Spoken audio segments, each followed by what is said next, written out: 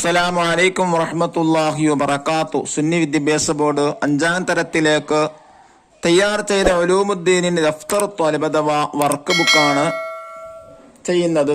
4ാമത്തെ പാഠാണ് വായിക്കുന്നത്. ലഅല്ലക്കും തുഫ്ലിഹൂൻ, നിങ്ങൾ വിജയിക്കാൻ വേണ്ടി.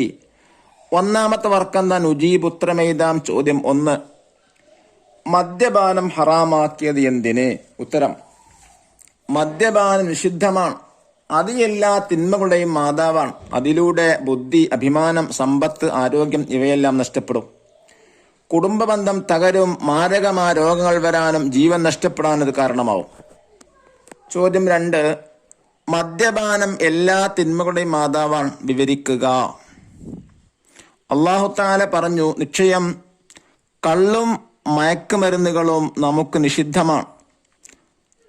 അതുകൊണ്ട് കള്ള് എന്ന് നമ്മുടെ ശരീരത്തെയും ബുദ്ധിയെയും നശിപ്പിക്കുന്നു, സമൂഹത്തിൽ കുഴപ്പം വ്യാപിക്കുകയും ചെയ്യുന്നു.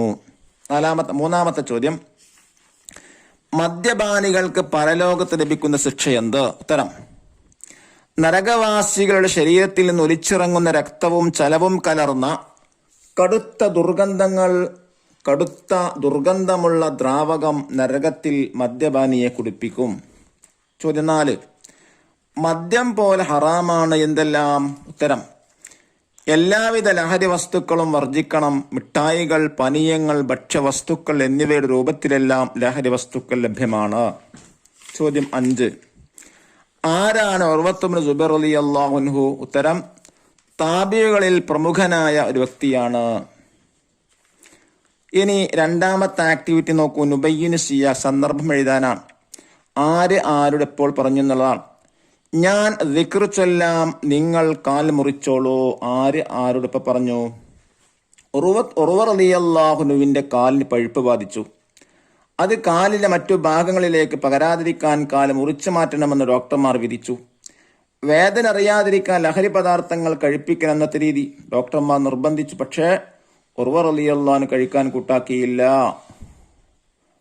ഇത് അപ്പോൾ ഉർവ റളിയല്ലാഹു അൻഹു പറഞ്ഞതാണ്, ഞാൻ ദിക്ർ ചൊല്ലാം, നിങ്ങൾ കാല് മുറിച്ചോളൂ. ഇനി 3ാമത്തെ ആക്ടിവിറ്റി തഖ്സീസ്, ലഹരി ഉപയോഗത്തിന്റെ കെടുതികൾ എന്ന വിഷയത്തിൽ ഒരു ലേഖനം തയ്യാറാക്കുക. മനുഷ്യന്റെ ബോധമണ്ഡലത്തിൽ കടന്ന് മയക്കമോ ഉത്തേജനമോ സൃഷ്ടിക്കുവാൻ കഴിവുള്ള രാസവസ്തുക്കളെ ലഹരി വസ്തുക്കൾ എന്ന് പറയുന്നു. ലോകത്തിൽ ഏറ്റവും അധികം ഉപയോഗിക്കുന്ന ലഹരി വസ്തു പുകയിലയാണ്. മദ്യവും കഞ്ചാവും കറുപ്പും മോർഫിനും പെത്തഡിനും മറ്റു ചില രാസവസ്തുക്കളും ലഹരിക്കായി ഉപയോഗിച്ചു വരുന്നു. ഏതു തരത്തിലുള്ള ലഹരി വസ്തുക്കൾ ഉപയോഗിച്ചാലും ശാരീരികമായും മാനസികമായുമുള്ള പല പ്രശ്നങ്ങൾക്കും അത് വഴിവെക്കുന്നു. മനുഷ്യനെ ശാരീരികമായും മാനസികമായും തകർക്കുന്ന സാമൂഹ്യ വിപത്താണ് ലഹരി.